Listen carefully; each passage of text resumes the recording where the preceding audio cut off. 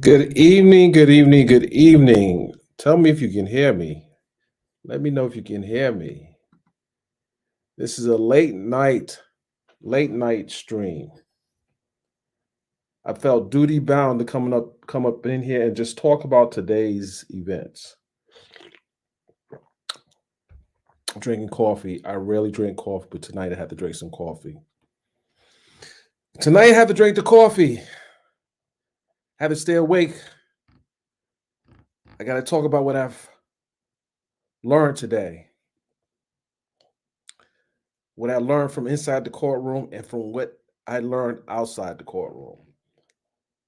So, sounds good.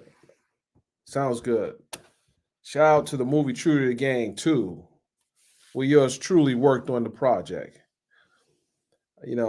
Working on movies and then dealing with real life situations. And we're watching a real life situation unfold in the Los Angeles courtroom where the stakes are high. The stakes are high for Blac Chyna. The stakes are high for the Kardashians. Neither one can afford a loss. They can't afford a loss. One can afford a financial loss, but the embarrassment of losing to Blac Chyna will open the floodgates for possible lawsuits. People would say, hey, if Blac Chyna can do it, we can do it. I would just say it's very courageous of Blac Chyna to go toe to toe with the Kardashians legal team. And the Kardashians has a very big legal team front and center in the courtroom. But before we go into Blac Chyna and the testimony today, I want to first shout out. I was actually monitoring a live tonight by the incomparable, talented blogger, by the video vlogger by the name of Tisa Tells. A very good conversation going on. I was in a room of pro China supporters. Uh, and it's important for me to be in that room because I wanted to get an idea as to how people are being given information that are pro supporters of Blac Chyna, and it's nothing wrong being pro supporters of Blac Chyna. Um, but it's also important to give factual information, and that's why Tisa had an attorney there to give an analysis of what she believed how this case is going. I too believe in bringing an attorney on board when it comes down to providing the legalese as to how this case or other cases are going, and then break it down to the layman. This is a late stream. I can't be on too long. I get some sleep. I had a long day. But before we go into the trial and talking about some of the things I saw off online and some of the comments and everything and some of this, I mean, there's just so much going on in that room. I was like, oh my goodness, this is I've never been in a pro room except for the R. Kelly stuff I covered. It was pretty much a lot of pro supporters there. But what I want to first address, and I tweeted about this earlier, I was able to watch that Shauna Brooks interview with Jazzy B that was done on her radio show, and oh yeah, they hit me already. They hit me already, and I listened to the interview. I listened to the questions that were asked, and what I said when I saw the initial video that Shauna Brooks did, where she was uh, playing audio recording of her speaking to Benzino, I said something's missing from this recording. Something is missing from this recording, and we know what we heard, but what we didn't know was there was something missing. And the other issue I had was this was going on. This has been going on for almost 3 weeks. 3 weeks where uh, people were going with the narrative that there had to be something going on with Benzino and Shauna Brooks, because we heard the audio. We heard the audio. We saw this man coming out the Red Roof Inn with my boy Cavario. Now, fair disclosure, I know Cavario very well, and I know Raymond or Ray or Zeno or Benzino. You know, he has different names for different people. But I never heard in all the years of me even being, working with the Source magazine, the original Source, with the Tracy McGregor and the Maria Roselle and some of the veterans of the game, of the writing game, the Bible of hip hop. Never heard any rumors about gay rumors on Benzino, and definitely not Cavario. So when I saw the video of the Red Roof Inn, I thought nothing of it. You know why I thought nothing of it? Because I was in a hotel room, and don't run with this the wrong way, with an OG in Hollywood. I remember very clearly. Nowhere else in the country, but we were in Hollywood, staying at the Roosevelt Hotel off of Hollywood Boulevard. It was during award season. They had no rooms. We literally bought the last room, double beds. OG, older than me. I regret it for one reason, because he snored too loud. I couldn't get no sleep. So it's not unfamiliar that men bunk up. If you ever been in the military, there are a bunch of men that bunk up, or if you've been in jail, there are men that bunk. Well, I'm gonna leave that.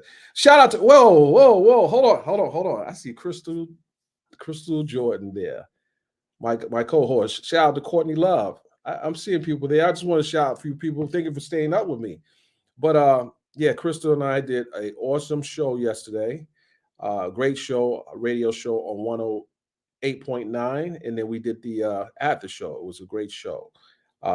She has the video of one of the shows on her page, and we'll be uploading ours pretty soon. And shout out to Lish. I see Lish coming through the peripheral vision. I see you, Lish. Don't think you got past me. I didn't know people be up this late. People know me. I'm sleeping around this time. But what I want to say is, I saw the interview. I listened to the questions that were being asked. And it was one question that Jazzy asked her. Were you and him ever, quote unquote, intimate? I hate to even say that. I hate to say it, but it had to be asked. The question had to be asked. And she said no. But she said no because I wouldn't let it. I don't know about the last part, but the no is where I caught. No, it never happened. And so she asked the question, have you ever met Benzino in person? Well, Benzino said, no, I never met the girl. She said, I met him on the set. Now, I worked on enough movie sets, and you can have people on a set, but if there's a scene to be shot, it's usually the actors are in that scene. They, like you have a whole set, you have people in trailers, you have people, that don't show up to the set on time. She might have known he was at the set, but he said he hadn't seen her at all. Now, he may have to come back and clarify that, because she said she saw him on set. But initially, I said, if there was any proof of this ever happening, there would be some kind of footage. It would be some kind of, if you're recording a person on the phone and you controlling the conversation, then chances are you're going to get some kind of video footage to substantiate that you were in this person's presence. I've never seen that. No one saw the footage. No one saw that footage. And that was a missing piece of the puzzle. And sure enough, after 3 weeks, almost a month, while this narrative was going out there and he's doing interviews protesting that this never happened, she's full of it. And he also said, I listened to one of his interviews, he said that she was careful not to say certain things. And then ask yourself a question. One, why did she let it go on so long without even coming out and saying, oh, wait, hold on. Before you run with the narrative, this is what really happened. She let it simmer through the rumor mill and through the YouTube streets and then Instagram streets and the Twitter streets all over. but she had to come out at some point and tell a story, tell her story. She obviously had time to think about it, and she obviously saw the fallout that he received because of this uh, rumor, and uh, it almost started some fights. Some people got called out for accusing the man of being uh, gay, and I saw where it was going. I saw where it was going. But one thing I did notice in all that, I did notice the fact that he stayed on his square and said it didn't happen and it was all BS. I think uh, he got a lot of press behind it. You know, I don't know if it's the good press, but he was able to talk, tell a story about his new business. Uh, his he was obviously being attacked from both sides, from heterosexuals, LGBT community. It was just a weird thing to even watch unfold. Even for anyone to put those type of labels on a man without visually seeing from their own eyes that person did it, or it was just weird watching unfold. But I say to Shauna Brooks, even during that interview, you still were playing games. You were playing games. You were still playing games. That's what you were still playing games. You were doing. It was like clout like things. You said things that, well, he knows what. No, no, no, no, no, no. He already said it didn't happen. Anything after that was bullshit for me. He said it didn't happen. You said it didn't happen. So what's this? What is this? It could have if you wanted to. Come on, really? Come on. You think people will believe in that? But anyway, I just thought it was interesting that she came out and said it the way she said it. But I think it vindicates Benzino. Not that he needed vindication, but clearly he needs some because he was doing a bunch of interviews. I want to see what the next interview be like. Quite honestly. All right, so we're here to talk about this whole Kardashian, Rob Kardashian's testimony today, as well as Corey Gamble's testimony, as well as the rulings that came out in court today. Um, First, I want to say this: when I was over at watching the other stream, I saw people. Uh, where's my moderators at? Where's my moderators at? Okay, no, it's okay. Unless you stay here. But what I saw was people were saying the Kardashians are racist. The Kardashians, this is about race. And I'm going to beg to differ, and I'll tell you why. I'm going to tell you why I beg to differ. I mean, with the exception of Courtney, each one of the Kardashians are dating black people or are dating black people. I think it's more about class. And I know that's not comfortable, but at the end of the day, they have the option of dating whoever they want to date, but I don't see this as a race case other than the way the jury is made up.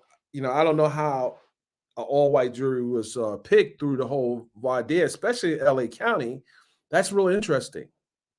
That part raises a flag for me because even with the O.J. Simpson trial, the makeup of the jury was very balanced. But in this particular case, somehow they lucked up and got an all-white jury. And then we're going to talk about Kris Jenner's boyfriend's testimony and how his testimony may sway the jury against Blac Chyna. That's when race may come in. You got a black man testifying against a black woman that he witnessed some, toxic situations happening between Rob and Blac Chyna. And I think that's going to weigh heavily on how the jury views Blac Chyna. I think that's going to weigh heavily. Now, one, you got the Kardashian clan pretty much, piling on top of Blac Chyna. Now you got Corey, who's not related to Blac Chyna, but has testified that he's witnessed certain things occur. That might be a problem. That might be a problem. Someone says but they are culture vultures. I would say, yeah, they are. Yeah.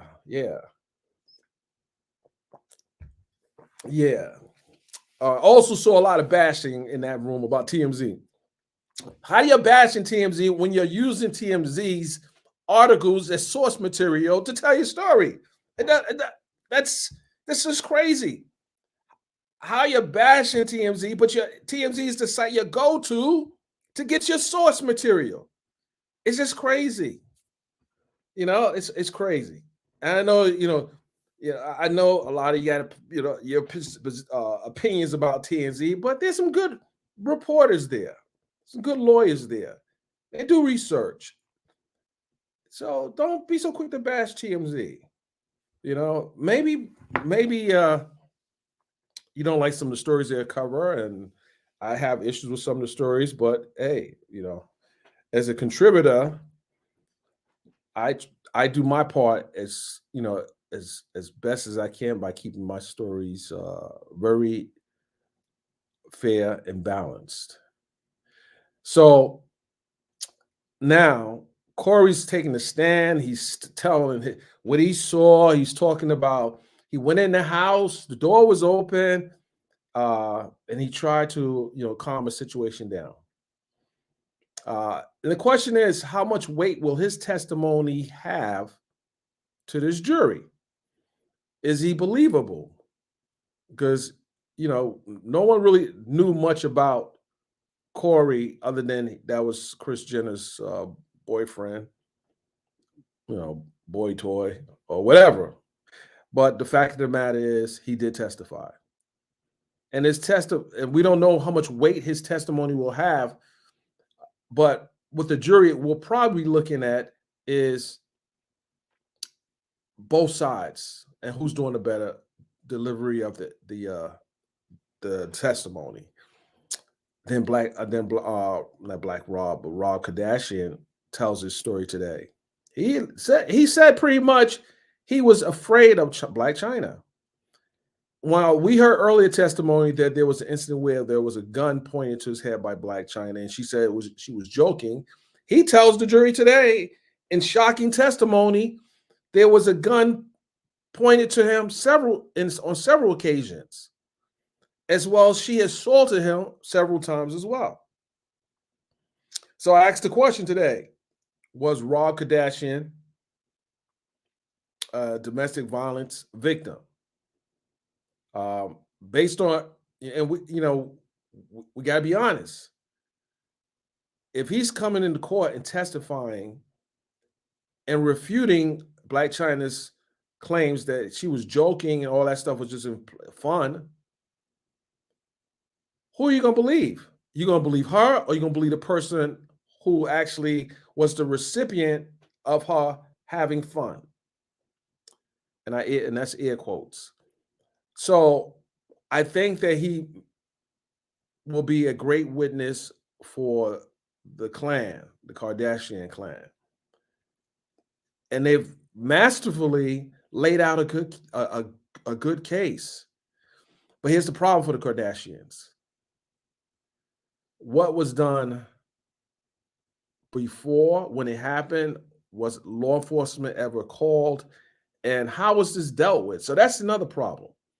The other problem is, this is the crux of this case is about the interference with the contract that Blac Chyna had with E-Network, with the network. So we're talking about a case of a contract case, a notorious interference. Now, this is a contract issue. This is a contract. Them interfering allegedly in her contract. If they can prove, and I think that part has been proven, because what is happening is each one of the Kardashians and the Jenners that are taking a stand is basically trying to allege that they were protecting Rob for his own good. They were protecting him. But protection in this case is subjective. what did they really do to protect them? And we're not talking about making a phone call to try to get the show canceled. What did you do leading up to this? Like, what were you doing in the course of this? Were you just talking to each other on the phone? Hey, Blac Chyna pulled a gun out on him again tonight. Oh, she beat him up. But what did you do as far as intervention? You know, these are the closing argument in this case is very important. How are they going to bring all this testimony together and turn it around for Blac Chyna? So the closing argument, while closing argument is not evidence, it's a recap of the case and how the one side feels the other side, the one side feels how's the other side done or how they did. So I think that this case is not 100% won. And if the jury is looking at this case, and I know that stuff came out about her taxes, her not having a bank account, a personal banking account, and she also wants part of her testimony to be stricken from the record because of the photos were shown to her that allegedly Rob had sent, revenge porn was shown to her during her testimony, and she said it triggered her.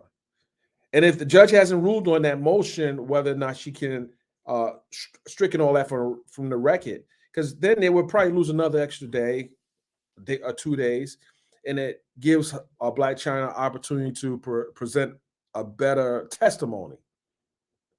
I mean, if the questions stay the same, how is she going to answer the questions? Because the one thing you can't do is unhear something that, especially testimony like that, the jury's taking notes. They're listening. They listening attentively. This is a high-profile case. This case is more high-profile than the last high-profile case I covered with Cardi B and Tasha K. They don't want me to call Tasha K the blogger lady no more. They told me don't do it no more. Don't call the blogger lady. Well, since I've been called the blogger man, I might call her the blogger lady for a little while longer. Yeah, I know you don't like me doing that, but I'll call Tasha K. All right. From this day forth, never mind. I'm not gonna make that commitment yet. I gotta think about that. But there's so much to unpack. If the jury, this particular jury, has already decided in their mind that this case is BS, it's not, it's not going to, it's not going anywhere. But if they be honest, and the jury instructions is important too, how the judge instructs the jury. Has Blac Chyna made a case? She's the plaintiff. Has she made a case? Has she proven that the Kardashians interfered with a contractual agreement with the network? Because you even had producers coming in and testify, no, we was going to, because the show was toxic, we decided. It's a lot there. If she pulls this off, if her attorney pulls this off, her attorney's going to get the attorney of the year to pull this off. Now, her attorney's decent. She's decent. But my issue is, how did you prepare your client for these type of questions? Did you not know that some of these questions would come out? And I know the people over there on the platform, on the platform which is watching, feels that the case is rigged. The judge might be influenced. I heard this type of talk before. Is it only this type of talk when the person you favor is losing? I mean, I heard talk of the judge might be compromised. Well, we know his law clerk or administrative assistant got canned because she wanted to take a photo with the Kardashians, which was stupid. Why would she even do something like that? So I think that the Kardashians right now is up. They're up right now. Let's not lie. Let's be honest here. The Kardashian is up right now on the board. Now, how do Blac Chyna, recover? That's the question. Will this judge allow her to redo her testimony? I really haven't seen that happen. I really haven't seen that happen. Will there be grounds for an appeal moving forward if this case doesn't go her way? And the other question is, an appeal is expensive. This case to litigate is expensive. So China has a riding on this. I mean, just paying legal fees, because the Kardashians going to ask for their legal fees. They're going to ask for their legal fees. If they lose, the Kardashian is paying top dollar for their legal team. It's not just one attorney in there. They got about 5 or 6 attorneys in the courtroom. So I think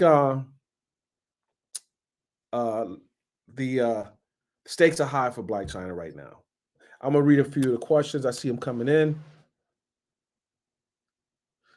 Candy Green, what's up? What's up? Remember, guys, you're watching the video. Hit the like button. Hit the like button. It doesn't cost much to like. If I'm up this late talking to you, it doesn't cost as much to like. And you know something? Someone said Corey will do and say anything that they want him to say, and that may be true. I mean, if he didn't take the stand, he would have been outside in the cold. I mean, and hopefully this jury, I don't know how this jury will view that. You know, this black guy coming up and testifying against this black woman and joining forces, you know, with the Kardashians, how they're going to view that. I think they're going to go with it. I really do.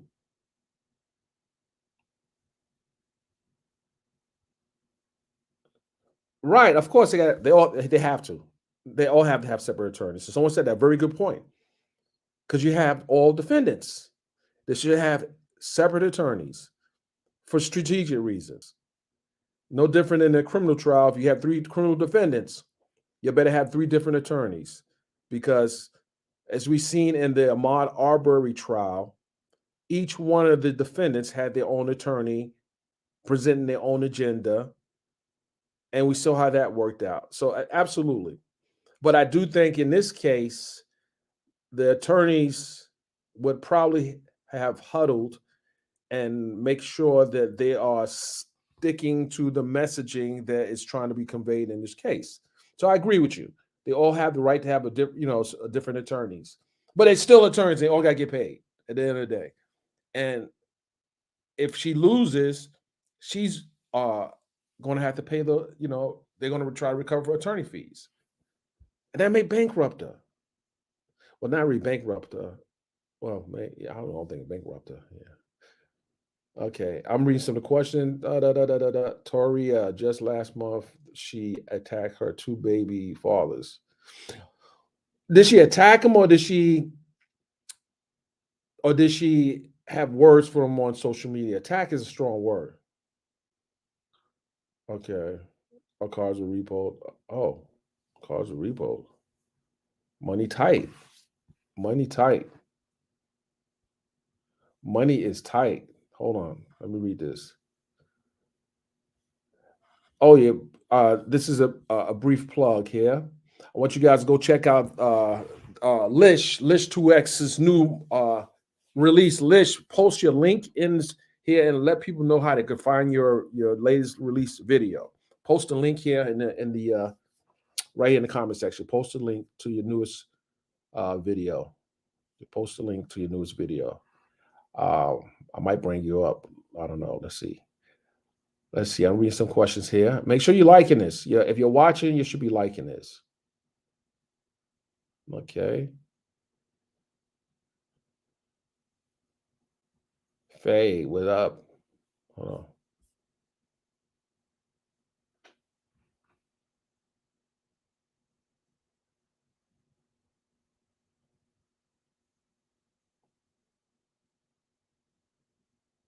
Okay, hold on. Here we go. Okay. All right, so yeah, basically, the Kardashians is up on the board. While some people don't, let's keep it real. Now, you know how this case is looking right now. And don't be bashing TMZ because everyone else is reporting the same thing. Don't be bashing TMZ. I know you don't like me talking positive about TMZ. I have to when they do right. When they do wrong, I'm calling them out.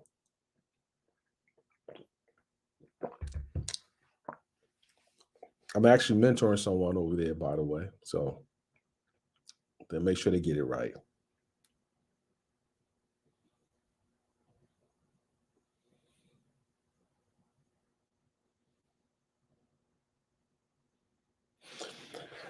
Yeah, it's that it's tricky. I saw what you said, Toria. It's tricky, and I'm gonna tell you that the banking stuff, while it's not relevant to the case, but it also shows the level of responsibility that Blac Chyna has with money and how she's, you know, I mean, this is not gonna this look it looks awful. I'm gonna be honest with you. I'm gonna BS you. It looks awful. And other people say, yeah, this is looking good for her. She's winning here, she win there. Uh, let's keep it 100. It's not looking good. And if anyone's being honest about this case and they're watching it, it's not looking good. They're getting stuff in. The fact that Blac Chyna wants to have a redo of her testimony because of the photos that were shown to her.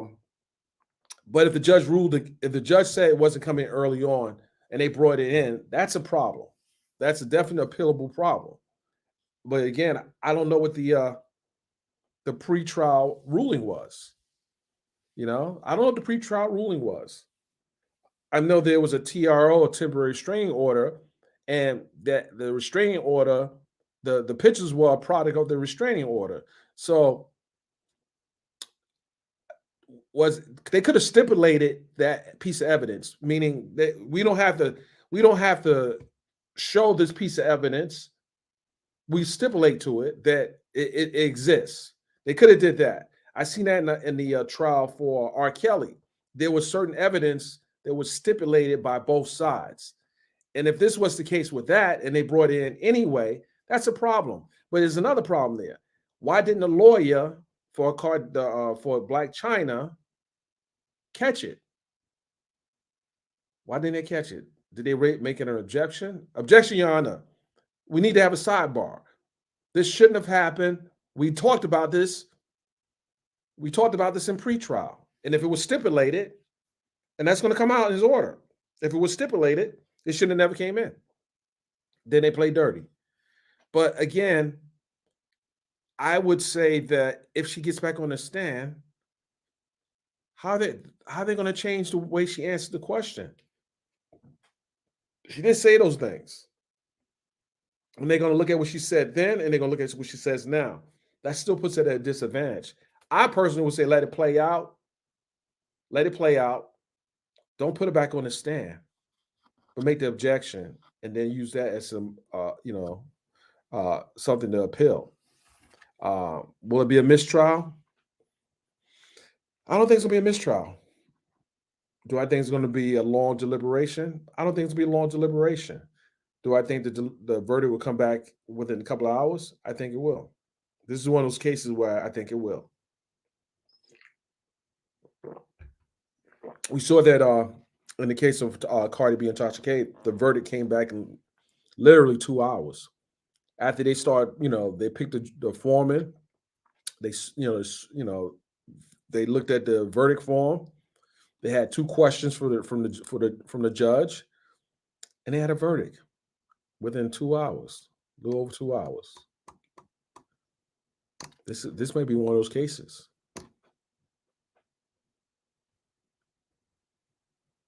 That's right, late night. This is a late night show. I don't be doing late night shows. Someone said, let me read this real. All Hall King Ray said, Tokyo Tony, which is her mother, claims she's going to file defamation law too for them lying about threats. Those threats got mom kicked out the courtroom for getting all the threats on YouTube. I mean, people throw, I'm going to file, I'm going to sue, I'm going to do this, I'm going to do that. it's not. It's easier said than done. Filing a lawsuit against the Kardashians is going to be expensive. I call it cap. That's not. I don't see it happening. I don't see it happening. You may be able to file something with the the review board for the judge, um, but I don't see that happening. The Kardashians is not worried about spending their money. They have a whole lot of money. They have a whole lot of money. This is I don't see that happening. You got let's be real. Like I tweeted earlier, I said something to the effect that um, you got to choose your battles because some of those battles can lead to uh, a war you can't win. Something to that effect. It was something that just came off the dome. But this one, I don't know if this was the right battle for them to take. I don't know. I don't know. Just listening to the testimony and all the stuff coming out, it's just my goodness. And the jury's not sequestered. I would have liked uh Tiso over there to ask a lawyer guess what would be the uh the risk of all this evidence coming out and the jury's not sequestered. I know what the risk is, but I wanted to hear that point of view.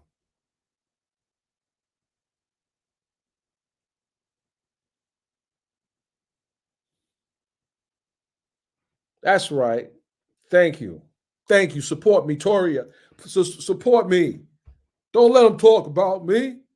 But you know, if they're not talking about me, I'm not popping.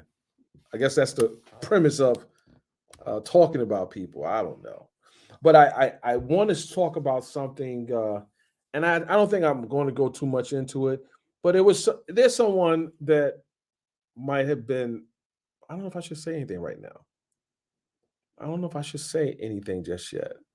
I might just leave it there. But it's someone that I was doing a one of my cyberbullying investigative pieces on, and interesting, interesting developments in that cyberbullying investigation I was doing. A new one, not the same one, a new one. And I would say that hurt people hurt others. Hurt people hurt others. And I would just say that I saw people attacking her online and saying a bunch of stuff about her, and she's this and she's that, and she does this to everybody. But I had to do my own independent investigation on this story, and I actually did the work. Not like people just throwing stuff out there. I actually did the work. I can't say the person's name right now. At first, I don't know if she wanted me to talk about it, but I would just say that she actually was telling the truth in this one. She actually, in this story, in this situation, she actually wasn't lying. You know, it was a body cam footage that I received the actual body cam, not the redacted or not the edited version of the narrative that was trying to be put that was being put out there. But I would just say that I looked at everything. I actually conducted some interviews, and she actually wasn't lying. She actually wasn't lying, and I wouldn't be a honest reporter if I went with the narrative that the people were trying to put on this girl. Because I have a daughter her age, and again, I'm being very cautious about talking about this story, just because I don't know if she want. I actually let her know that I actually did my own work on the story. Um, people saying she was lying, she's doing this with loud, she wasn't, she's not a victim, she's just a cyber bully. And I honestly tell you, I did the research, I actually did the legwork. Because I was wondering why is this person, doing the things, that she's doing online. And I can't say the person's name right now, but I would just say that in this instance, she wasn't lying. And actually, the person that she had the issue with was actually one who was lying, because I was able to get stuff that she wasn't able to get. As a reporter, I was able to get stuff, and I was able to do certain type of research. And while she has an issue the way I was covering the Tasha K, Cardi B Tasha K story, and like a lot of people did. People are fans of one Tasha K. People are fans of Cardi B. Um, but what I did in that particular piece was, and that coverage of that story was, told it like I saw it. I might have been a slight bit biased because of the way that individual was attacking me for doing my work, but I get it. The stakes were high even for her. She didn't know who this guy was coming around and interviewing her neighbors, her old neighbors, not new neighbors. I never been to a new address. Well, not really. But good reporters do the legwork. And I have to say, they have to do the legwork, because you never want to get called out for not doing your homework or doing the research. And I'm gonna be honest with you guys, and this is, I was not put in a position like this before. I was really ready to do a piece on this person because I saw some perceived, not even perceived, actual biases towards me, which was unfounded.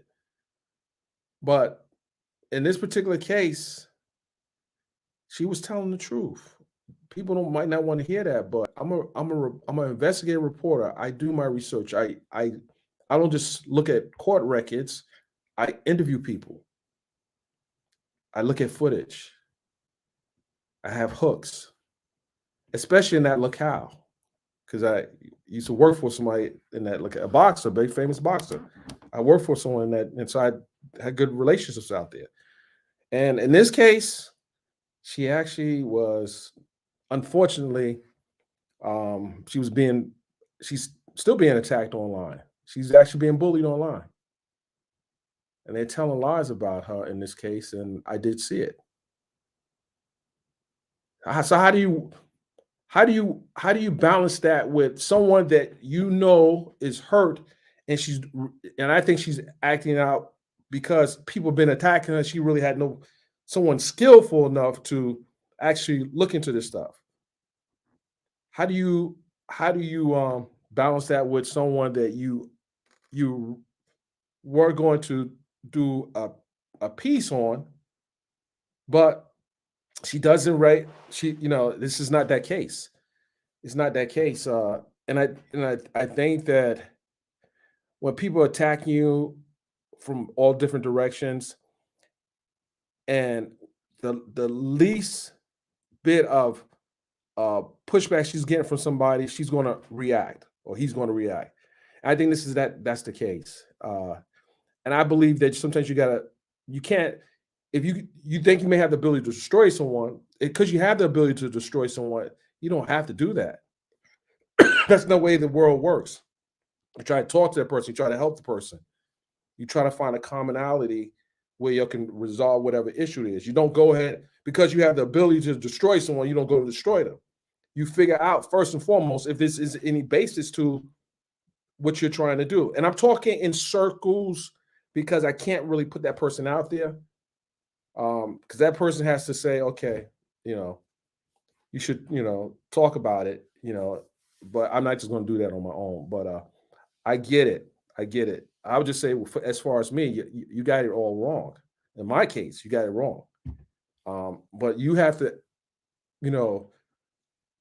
that's on you, for you to say, okay, if this man's taking this time to investigate something, and he knows the truth to it, and he's, has the ability to tell the truth. Yeah, you gotta look at that and look at the integrity of the person,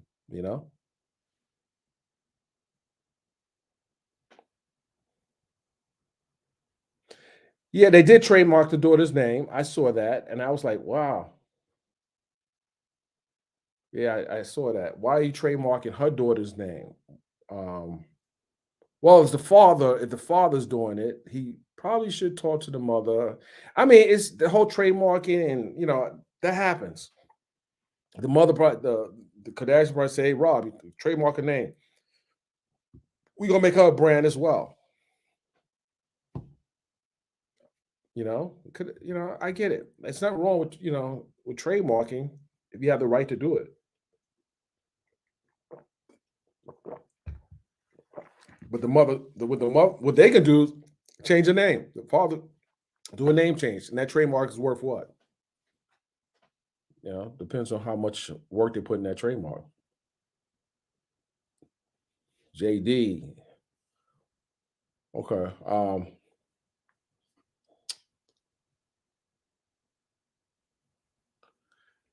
Girl, you better take some coffee. Told me you was half asleep. You never sleep this. You know what I'm talking about. I ain't gonna say your name, Lish. You were half asleep. You had it. Did you type in your music? Did you type in the name of your music? Hit the like button. Hit the like button. Yeah, this is late night. We were talking about, for those who joined the room, I was talking about two subjects: the Shauna Brooks and Benzino, and what was going on with the trial today. Obviously, the replay will be available. Shauna Brooks was She was capping. How do you say? She was capping.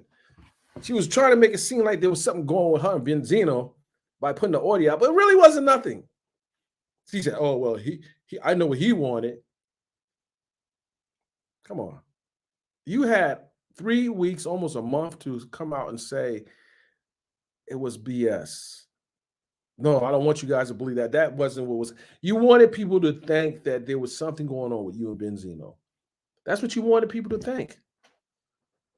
And I just say that the interview that you did with Jazzy, while I would have pressed you for more detailed questions, she didn't. She spared you. I wouldn't have spared you.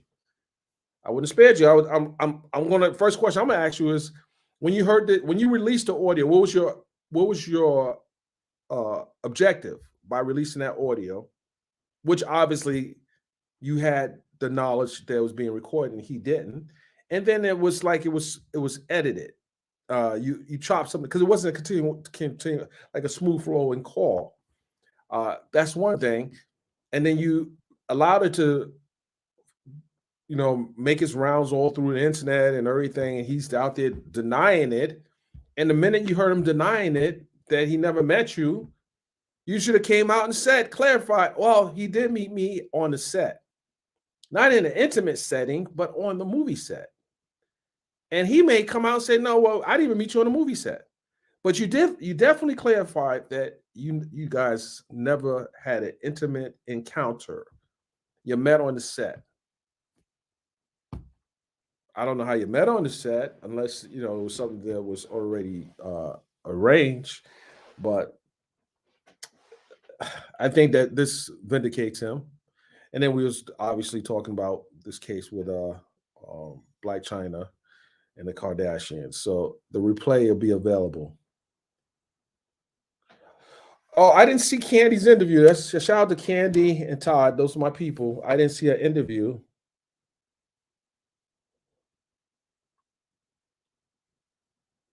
So I didn't see the interview. How did Toria, you saw the interview. How did you think he did with the Candy interview? What did you take away from that interview? Was he pretty much I never doubted he was telling the truth, but what do you think?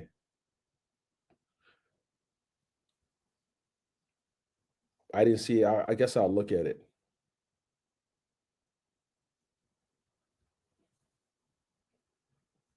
I'm working on a few things. Oh, by the way, guys, I'm gonna be on Revolt TV tomorrow. Or what time is it today? It's after 12. I'll be on Revolt TV today. I'll share it on my social once they send me the send me the clips and everything. I'll share it. And I'm covering a few trials. Actually covering a few trials. But it's getting late, guys. Gotta get some sleep. I'm glad you will allow me to take up some of your time. I appreciate you. I really do. Shout out to Tisa Tells. It was a good live. It was a good live. Tell you people don't, I'm a friend of the channel. I support the channel.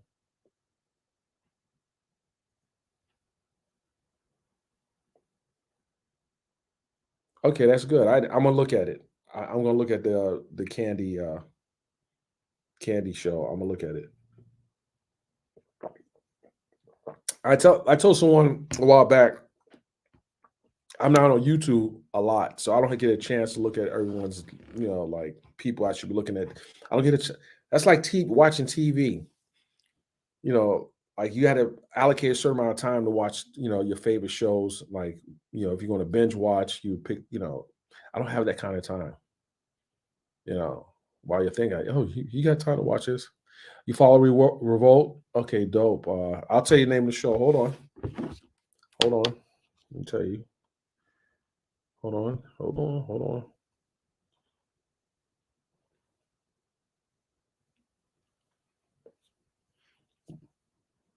And guys, thanks for keeping my Twitter page lit. You keep my Twitter page lit. Okay, so let me tell you here. Let me tell you. Hold on.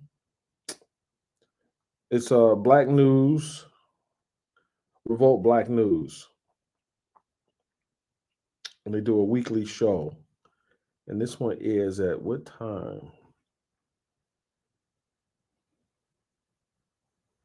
I'll find out the time because it's probably different times in different markets. But it's Revolt. Otis, God bless you, my brother. Smoke, what it do, Smoke? I see you out there. I'm surprised you're up. I'm surprised. Oh, yeah. We talked about Elon Musk. Yeah, Crystal and I talked about Elon Musk yesterday. Good show. She's a great co-host. You're gonna love what Crystal and I have planned coming up. You're gonna love it. She's good at what she does. All right, guys. Appreciate you coming in. Talk to you later. Be easy.